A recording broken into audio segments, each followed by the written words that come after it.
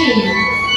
আর যেদিন তুমি কৃষ্ণ বলে কাঁদতে পারবে, কেননা কৃষ্ণ বলে কাঁদার ভিতরে যে কত আনন্দ, একমাত্র যে ভক্ত কৃষ্ণ বলে কাঁদে, একমাত্র সেই ভক্ত জানে যে কৃষ্ণ বলে কাঁদার ভিতরে কত আনন্দ। আপনার সংসারে যদি কেউ মারা যায় বাবা, আপনি তার জন্য কতদিন কাঁদবেন? 1 মাস, 2 মাস, 1 বছর, 2 বছর, 3 বছর। কিন্তু কৃষ্ণ প্রেমটা এমন প্রেম, যদি কোনো ভক্তের ভিতরে একবার এই প্রেম জেগে যায়, সারাটা জীবন চলে যাবে, তবু সেই ভক্তের নয়নের জল কখনো আপনি তোমার কৃষ্ণ বলে কাঁদতে গেলে কি করতে হবে? বলেছি কৃষ্ণ বলে কাঁদতে গেলে জগতে যারা কৃষ্ণ বলে কাঁদে তোমার তাদেরই পাশে যেতে হবে, তাদের সঙ্গ করতে হবে, বৈষ্ণবের চরণ ধুলি অঙ্গে মাখতে হবে। এই সাধুগুরু বৈষ্ণবের চরণ ধুলি অঙ্গে মাখতে মাখতে যদি কোনোদিন কৃপা করে একটা নিষ্কাঞ্চন বৈষ্ণবের চরণে তোমার হাতে সেই দিনই তোমার ভিতরে অপ্রাকৃত কৃষ্ণ প্রেম করতে জন্ম হয়েছে। বাবা, এই জগতে আমরা অনেক ব্যক্তি আছি, আমাদের একটু গাড়ি বাড়ি বেশি আছে, টাকা পয়সা আছে, ধন ঐশ্বর্য আছে। আমরা অনেক ব্যক্তি আছি যে বৈষ্ণবের চরণে আমরা আমাদের মাথা নত করতে চাই না। কিন্তু ভগবান জগৎজীবকে শিক্ষাদান করবার জন্য আমাদের মতো জগৎজীবকে জানিয়ে দিলেন, যদি তোমরা আমার কৃপা পেতে চাও তাহলে আগে আমার ভক্তের কৃপাটা লাগবে।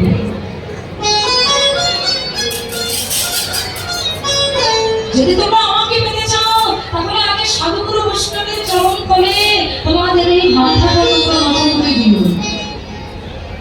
যদি একবার আমার বৈষ্ণবের কৃপা তুমি লাভ করতে পারো, তবেই তোমরা আমার কৃপাটা লাভ করতে পারো। এই জগতের মধ্যে আমরা অনেক ব্যক্তি আছি যারা আমরা উঁচু মাথাটা নত করতে চাই না সাধুগুরু বৈষ্ণবের চরণে। কিন্তু যিনি ভগবান শ্রীকৃষ্ণ বাবা, তিনি কি করেছিলেন? মায়েরা এদিকে কিরকম করুন মাথা নয়। যিনি ভগবান শ্রীকৃষ্ণ তিনি কি করেছিলেন বাবা? ধর্মরাজ যুধিষ্ঠির একসময় একটা যজ্ঞ করেছিলেন, রাস যজ্ঞ করেছিলেন, আর ওই যজ্ঞের সভাপতি করেছিলেন কৃষ্ণকে। কৃষ্ণকে সভাপতি করলেন, কৃষ্ণ এক একজনকে এক একটা দায়িত্ব দিলেন। হঠাৎ করে যুধিষ্ঠির কৃষ্ণকে ডেকে বললেন যে সখা, তুমি সবাইকে সব দায়িত্ব দিলে, তা তুমি তো তোমার দায়িত্ব নিলে না। ভগবান শ্রীকৃষ্ণ যুধিষ্ঠিরকে ডেকে বললেন, দাদা, এই জগতে আমি যে দায়িত্ব নিতে পারি, আমার মতো দায়িত্ব নিতে পারি। তো বলছে সখা, তুমি কোন দায়িত্ব নিয়েছো?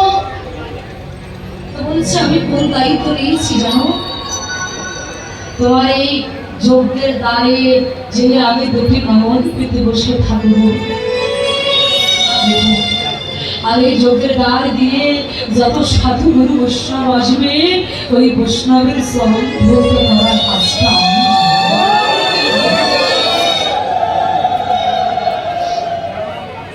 ভগবান বলছে যে ভক্তের চরণ ধরতে করার কাজটা ভগবান নিয়েছিল। এখন এই সংবাদ স্বর্গে যত দেব দেবতা আছে তারা সবাই শুনেছে কৃষ্ণ ভক্তের চরণ ধরতে করার কাজটা নিয়েছে। স্বর্গে যত দেব দেবতা আছে তাদের মনে আনন্দ ধরছে, কৃষ্ণ যখন গৌরব করবে সবাই চলে যাচ্ছে। হঠাৎ করে দুর্গা দেবী ভোলা মহেশ্বরকে ডেকে বললেন, প্রভু আপনি কি শোনেন নাই? আপনি এখন এখানে আমার উপরে বসে আছেন, আপনি কি শোনেন নাই যে ভগবান শ্রীকৃষ্ণ ভক্তের চরণ ধৌত করে কাজটা নিয়েছে? চলুন আমরা এখানে বসে না থেকে আমরা চলে যান। ভোলা মহেশ্বর দুর্গা দেবীর কথাটা শ্রবণ করে দুর্গা দেবীকে ডেকে বললেন, দুর্গা তুমি পাগল হয়ে গেছো? দুর্গা তুমি পাগল হয়ে গেছো? আজকে তোমার চরণ পাওয়ার জন্য রাত নেই, দিন নেই, আমি তোমার মতো পড়ে যাচ্ছি, আর আমি তার কাছে গিয়ে আমার চরণ ধৌত করতে পারবো?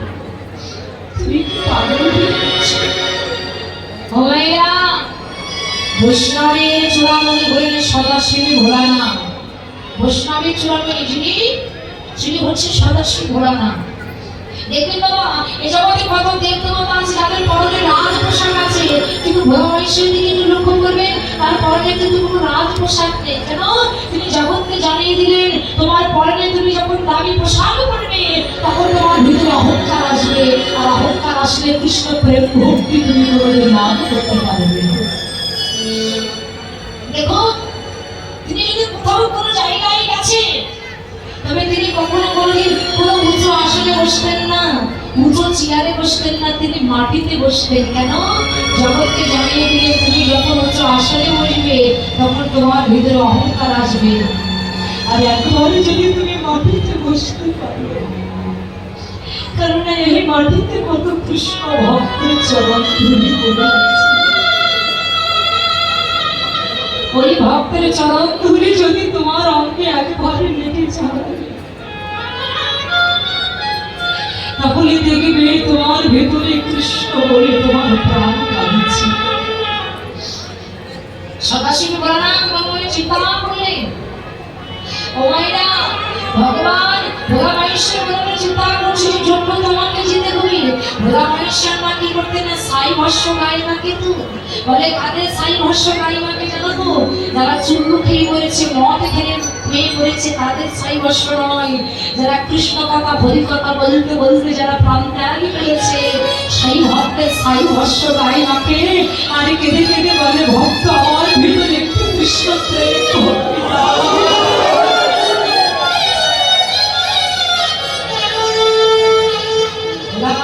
গলায় দেখবেন তিনি হাড়ের মালাও পড়তেন। কাদের হাড় জানেন?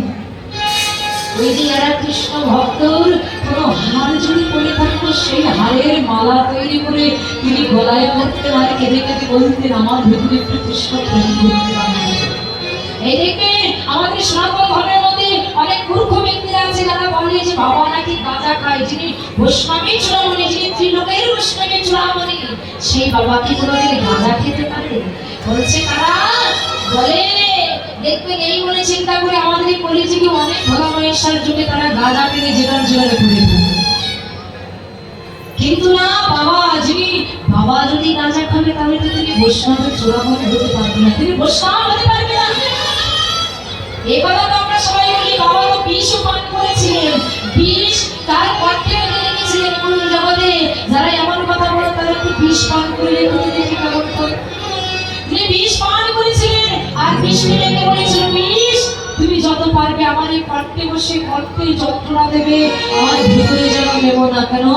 আমার ভিতরে গোবিন্দ বাস করছে, তুমি ভিতরে রাখবে, আমার ভিতরে গোবিন্দ বাস করছে। তাই দুর্গা দেবী ভোলা মহেশ্বরকে ডেকে বলেছে, স্বামী যজ্ঞে তো যেতে হবে। ভোলা মহেশ্বর মনে মনে চিন্তা করলেন যে আমার যজ্ঞেতে যেতে হবে, কিন্তু আমি যজ্ঞে যাবো, কিন্তু এই বেশি না। যিনি ভগবান, যার চরণ পাওয়ার জন্য কত যোগী বলে ঋষি কোটি কোটি জনম ধরে সাধনা করছে, তার কাছে আমার চরণে তাই যজ্ঞে যাবে। তাই ভোলা মহেশ্বর কি করলো জানেন না? একটা কুকুরের রূপ ধারণ করেছে।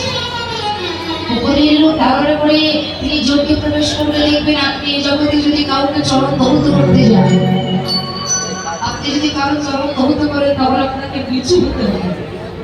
ভগবান শ্রীকৃষ্ণ দ্বারে দাঁড়িয়ে যখন ভক্তকে চরণ ধৌত করছে, নিচু হয়ে, ঠিক সেই সময় ভোলা মহেশ্বর একটা কুকুরের রূপ ধারণ করে ভগবান যখন নিচু হয়ে ভক্তের চরণ ধৌত করছে, ওই দুই ওর মাঝখানে একটা ফাঁক পেয়েছে। ওই যে দুই ওর ভিতরে একটা ফাঁক পেয়েছে, ভোলা মহেশ্বর কুকুরের রূপ ধারণ করে কি করছে, ওই দুই ওর মাঝখানে ভোলা মহেশ্বর কুকুরের রূপ ধরে তার মাথাটা ঢুকিয়ে দিয়েছে। কিন্তু বাবা যিনি অনন্ত ব্রহ্মাণ্ড কোটির মালিক, তার চোখে কি কোনোদিন ফাঁকি ধরা যায়? কুকুরের রূপ ধরে যে মাথাটা ঢুকিয়ে দিয়েছে, ভগবান শ্রীকৃষ্ণ তার দুই উরু দিয়ে ভোলা মহেশ্বরের মাথাটা চেপে ধরেছে। আর যেই না চেপে ধরেছে, ভোলা মহেশ্বর কৃষ্ণকে বলেছে, কৃষ্ণ ছেড়ে দে, কৃষ্ণ ছেড়ে দে। ভগবান শ্রীকৃষ্ণ ভোলাকে ডেকে বললেন,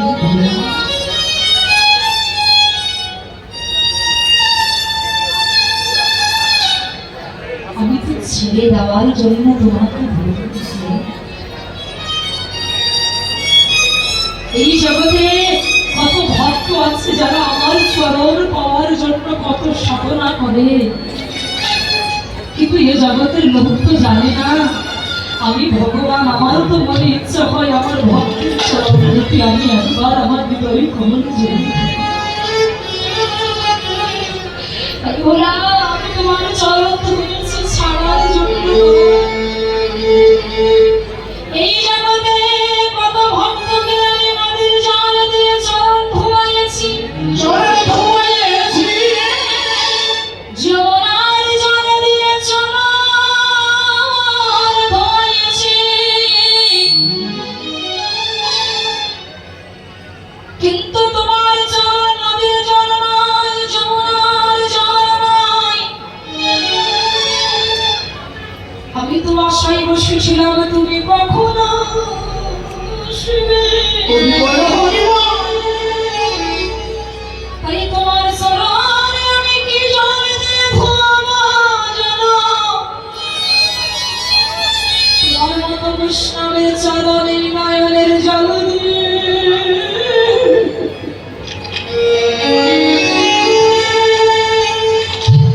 নয়ন জলে চরণ ধোয়া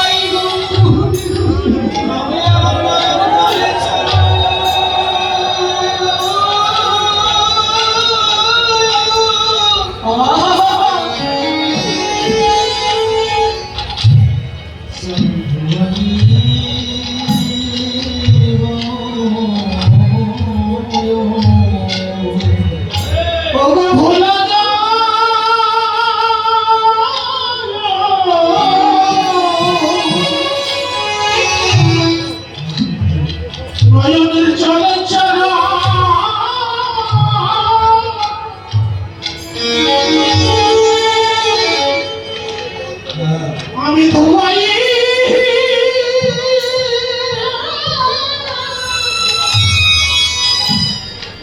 ওরে আমি ধোয়াই তোমার চরণ দুটি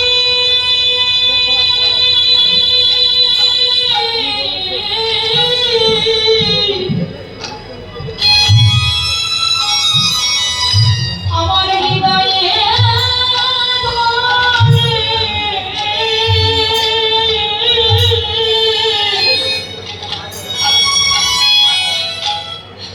আমার হৃদয় জড়িয়ে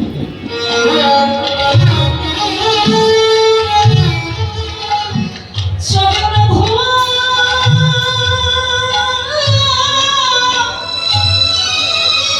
ধোয়াইব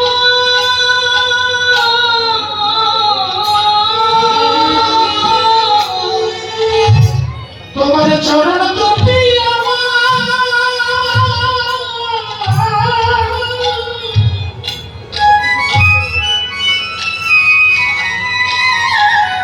ওরে আমার হৃদয়ে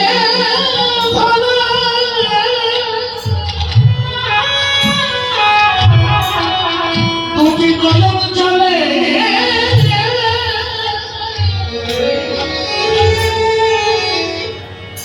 চরণ ধুয়াইয়ে দিব আজ আমার ভগবান ভোলা ঈশ্বরের চরণ দুটি জড়িয়ে ধরে নয়নে জল দিয়ে ভক্তের চরণ ধৌত করছে। তাই আমাদের এমন দিনে যদি আর কভু না আসে, এই খাঁচার পাখি কখন উড়ে যাবে। তাই তোমরা যদি পারো একবার কুড়াইলে না ভক্তের চরণ ধুয়ে। ওরে পোড়াইলে না হরিবল হরিবল ভক্তের চরণে ধুলি ওরে তোমরা কোনাইয়া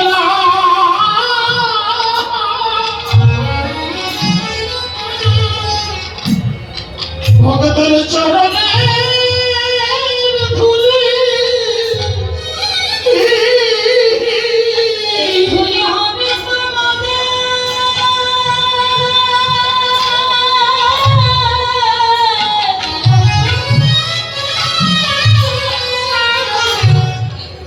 ভবপালের করি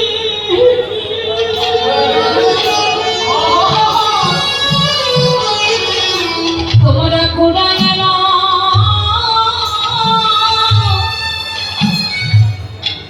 এই ভক্তের চরণ ধুলি। ওরে ধুলি হবে তোমাদের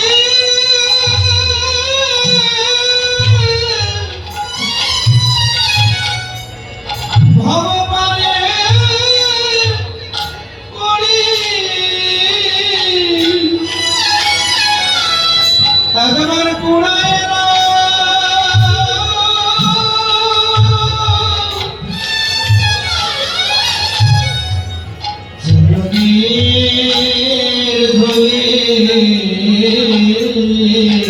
এই খাঁচার পাখি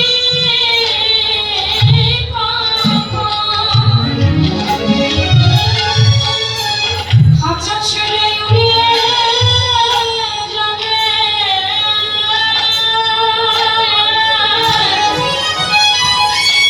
সেই তোমরা কুড়াইয়েরা ভক্তের চরণ ধুলি। ওরে খাসা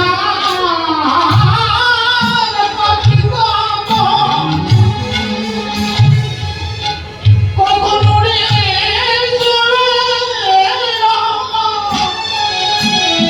তোমরা